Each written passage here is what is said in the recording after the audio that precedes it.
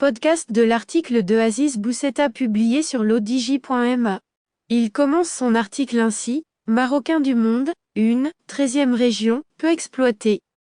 Il commence son article ainsi.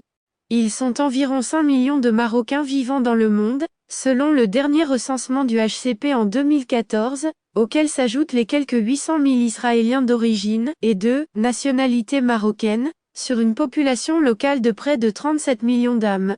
Cela fait 15% de nos compatriotes, qui vivent en dehors de nos frontières. S'ils ne deviennent pas une force, ils seront notre faiblesse. Presque 100 milliards de dirhams, presque le 10e du PIB national, c'est indéniablement une force, et une force qui peut encore augmenter, qui augmentera encore. Mais est-ce la seule?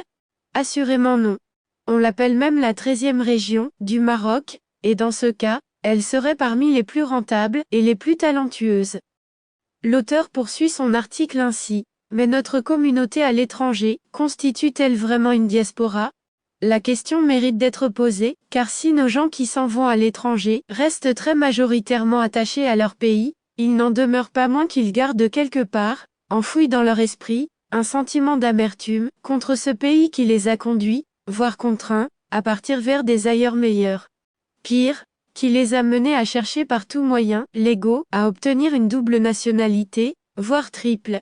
Aussi, avant de réfléchir aux perspectives d'avenir, il est important de dresser un constat du passé, et du présent. Le roi Mohamed VI, dans son dernier discours, s'interrogeait, qu'avons-nous fait pour renforcer le sentiment patriotique de nos immigrés? On pourrait ajouter, pourquoi le tiers de nos compatriotes aspirent-ils tant à devenir immigrés? Les explications-raisons sont aussi diverses que nombreuses, les uns mettent de la distance avec une société conservatrice qui juge, d'autres contestent un système économique conçu pour les nantis, d'autres encore ne trouvent tout simplement pas un emploi qui corresponde à leurs talents ou compétences. L'auteur précise sa pensée ainsi.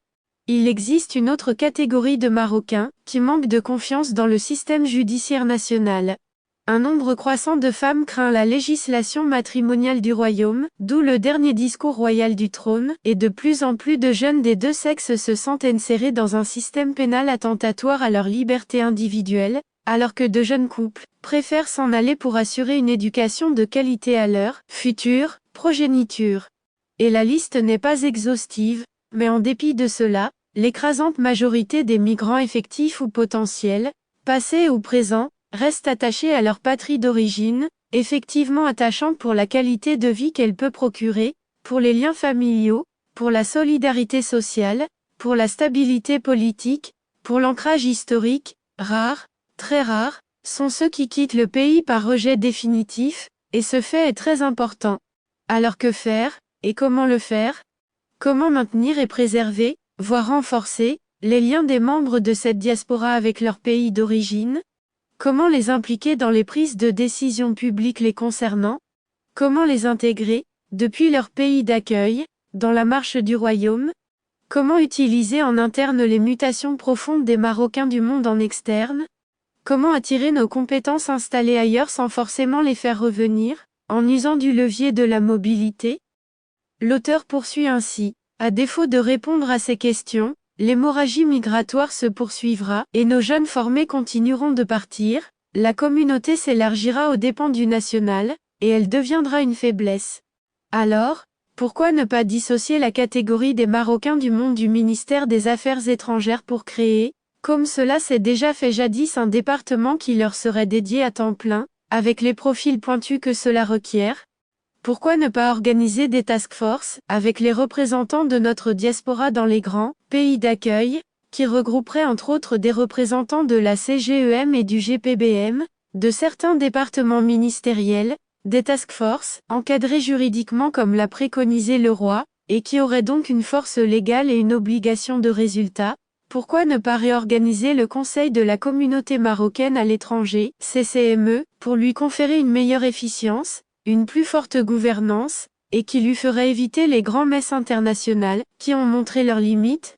L'organisation de la communauté juive marocaine à l'étranger, que le chef de l'État a appelée de ses vœux, apportera également une force d'influence au royaume, à travers l'implication de cette communauté dans ses pays d'accueil, si bien évidemment elle était mise en chantier en priorité et avec célérité.